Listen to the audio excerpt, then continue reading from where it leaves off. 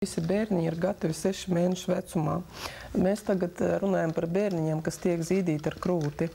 Bērniņi, kas tiek mākslīgi baroti, tur varētu būt arī citi viedokļi, bet principā šobrīd raksta par to, ka arī mākslīgi baroti bērniņi ir gatavi pirmam piebarojumam 6 mēnešu vecumā, jo līdz tam laikam viss nepieciešamais uzturs viņiem tiek nodrošināts vai no ar mammas pienu, vai no ar atbilstošu viņa vecumu pienu maisījumu. Ja bērniņš ēd mammas pienu, kad ir jādod piebarojums? Pirms mammas pienēšanas vai pēc? Īstenībā tam nav nozīmes, jo tad, kad tikai sāk to piebarošanu, bērnam apmēram tās ir pilnīgi divas paralēlas lietas. Krūts barošana un šitas te piebarojums ar jau pieaugušo pārtiku. Un tāpēc nav tā, ka, teiksim, jāsagaida, kad viņš būs badā, ka viņam nav jādod krūts un tikai pēc tam jādod kaut ko tā kā ēst, jo savādāk viņš tā kā negribēs. Īstenībā nē.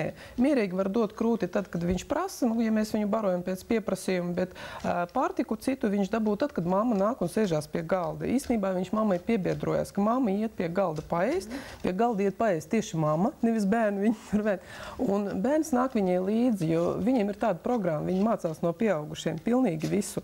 Arī visus ēšanas brīžus arī. Viņi vienkārši nokopē no mums, pārņem, jo tas ir tas veids, kā viņi izaug, kā viņi attīstās. Ja bērniņš ēd piena maisījumu, nevis māmiņas pienu, mēs viņu radinām pie pieaugušo ēdiena tieši tāpat, kad pašas ejam pie galda. Taču piena maisījumu mazulim dodam pēc mūsu radītā ēšanas režīma. Sabalansētu ēdienkarti šādam bērniņam vislabāk izstrādās ģimenes ārsts, kurš mūs pazīst, jo piebarojuma devas ir nedaudz savādākas nekā ar krūts pienu barotam mazulim. Vai ir nepieciešams vienu krūts barošanas reizi aizstāt ar piebarojumu? Tas nav nepieciešams, bet no otras puses ir nepieciešams tad, kad jau bērns ir spējīgs kaut ko ēst, diezgan tādos manāmos apjomos, ja? Ka jau viņš ir visu pagaršojis, pie visa lēnā garā pieredzes un gatavs ēst tur vairāk nekā teikaroti pa vienu reizi. Tie ir tiešām svarīgi, lai viņš ar kādu paliek mājās, izņemot mammu, jo viņam ir svarīgi sajust to brīdi, ka viņam bija bada sajūta, ka viņš nāca pie galda, viņš paēda, ja? Un tagad viņš jūtās paēdis. Jo tas ir tas, kas viņam ir jāsajūt, un tad viņam arī varēs nodot atbildību par to, lai viņš būtu paēdis pie galda. Un ja tas brīdis bērns viņu ir uzķēris, ja, tad nekad nebūs problēmas viņu pabarot. Ar krūti māmiņa bērniņu var barot tik ilgi, kamēr ir sajūta, ka viņai tas patīk, jo nav tāda noteikta laika, kad vislabprātāk būtu to pārtraukt. Krūts barošana, tas ir tāds dabīgs fizioloģisks process, ja, kurim ir savs loģisks iesākums, ka tas bērniņš piedzimst, un arī savs tāds normāls nobeigums. Tas ir saistīts ar to, ka viņam zīšanas refleks nozūd, tas, ka viņš jau var izgulēt visu nakti, ka viņam vairs nevajag, tas, ka viņš var iemigt bez tās krūts, un tas arī, ka viņš jau pilnvērtīgi ēd pieaugušo pārtiku, teiksim, no kopējā galda.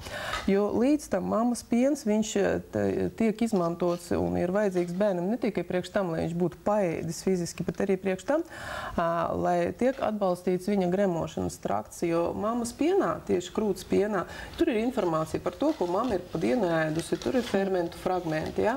Un tādā ceļā tas palīdz bērnam pārstrādāt to, ko viņš ir ēdis īstenībā, jo viņam pašam fermenti līdz galam un vispār viss tas gremošanas trakts pilnīgi jau attīstās līdz beigām, tikai 8 gadu vecumā. Savukārt piena maisījumu iesaka bērniņiem dot līdz 3 gadu vecumam, arī tiem bērniem, kuri vairs neēd māmiņas pienu. Tas tāpēc, ka bērnam jāsaņem organismam nepieciešamās vielas, vitamīni, kas ir pienā. Ar govs pienu daudzi speciālisti iesaka nesteigties, jo bieži bērniņiem ir govs piena olbaltumvielu nepanesība, kas var izraisīt nepatīkamu bērniņa organisma reakciju. Mēs mācāmies pieņemt to, ka katrs mazulis ir savādāks, tāpēc arī nav noteikta veida, kad uzsākt mazuļa piebarošanu. Protams, ir padoma. Tomēr īstā reize un īstais mirklis ir jāatrod māmiņām mums pašām.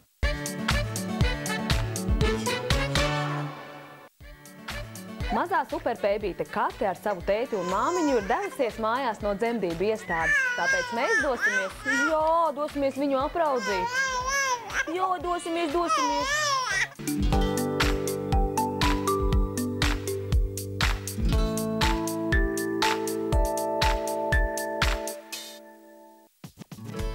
Tomēr bēbīte un viņas vecāki mājās ieradās 3. dienā pēc Kates nākšanas pasaulē. Meitiņai klājas labi, un viņas māmiņai un tētim arī. Alise saka, ka ar katru dienu arvien vairāk apzinās, ka ir kļuvusi par māmiņu, un viņai tas ļoti patīk. Savukārt Arvīdam esot parādījusies lielāka atbildības sajūta, un, protams, prieks, ka meitiņa ir sveika un vesela, turklāt tik skaista.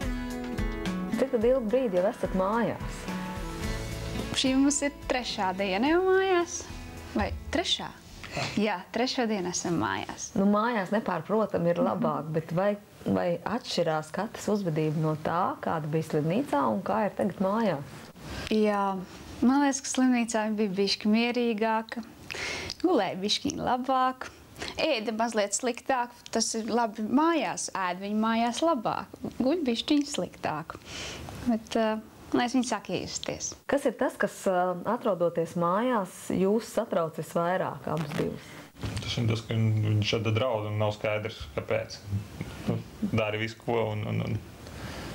Ka nav tā īsti, tagad es varu piezvanīt ārstam un pateikt, lūdzu atskrieniet uz manu numuriņu un paskatieties, kas tam bērnam ir, kāpēc viņš raud, vai arī kāpēc es nevaru pabarot, vai, nu, tādu sīkumu. Tagad pašam jātiek ar to visu galā ir, nu, tāds izaicinājums. Tas ir tas grūtākais. Sākumā mēs visi jaunie vecāki mēģinam uzminēt savu mazuļu vēlmes, un ir sajūta, ka diez vai tas izdosies. Ticiet, izdosies, jo mēs esam cieši saistīti ar mazo bēbīti un drīz vien sapratīsim, kas ir kas. Kādus norādījumus ārsts deva, dodoties mājās, un vai tiekat ar šiem uzdevumiem galā? Parādīja, kā tīrīt bērniņu. Tas ir, man liekas, pats grūtākais, jo jātīra nabiņa. Līdz vakardienai mēs diezgan tā čābīgi to mācējām izdarīt, un tad šodien esam jau labojušies.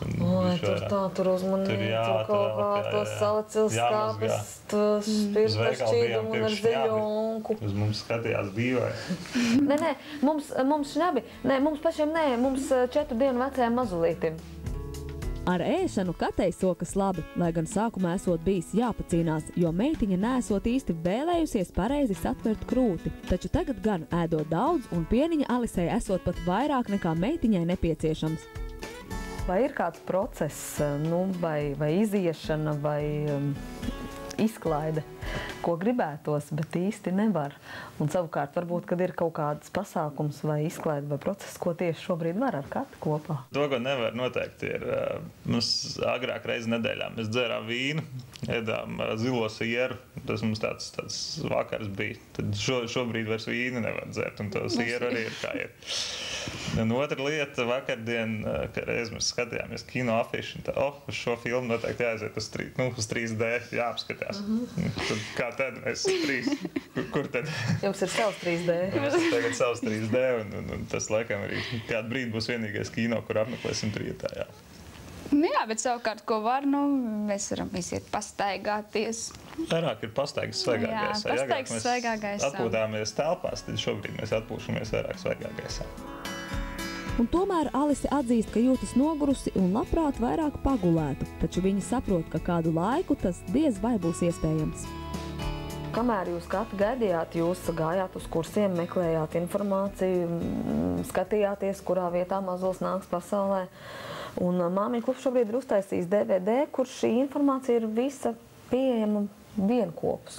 Bet tas ir svarīgi. Kā jebkura informācija, labā informācija tomēr ir, man liekas, jāuzņem tajā grūtniecības laikā, lai tu apmēram saproti, uz ko tu ej, kas būs tālāk. Es saku labā informācija, noderīgā, nevis negatīvā informācija, kas mēdz būt, teiksim, lasot internetu portālos kaut kādus komentārus mistiskus. Bet tāda DVD, teiksim, kur ir apkopot un vērtīgi, par tām pašām dzemdībām, kā viņas vispār notiek, par to, kas mazulim ir vajadzīgs, mazuļi, teiksim, pūriņš, tas ir ļoti būtiski.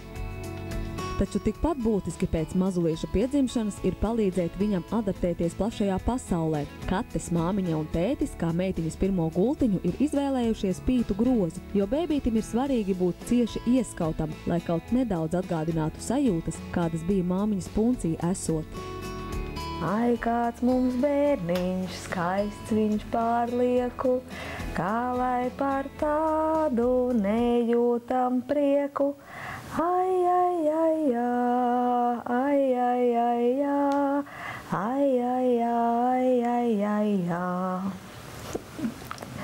Tu skatīties visu laiku virsū, gribās tājas.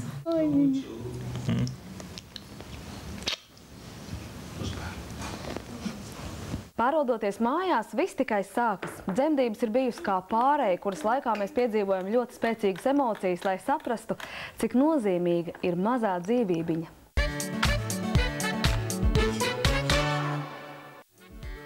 Jau pēc nedēļas mūs gaida jauna tikšanās, tāpēc šoreiz atvadamies, bet visu laiku tiekamies www.māmiņaklubs.lv. Atā, atā, atā, atā, atā. Nākamajā raidījumā mēs vārnosim mazo superbeibīti Kati un uzzināsim, kā iekārtot drošu bērnistabu.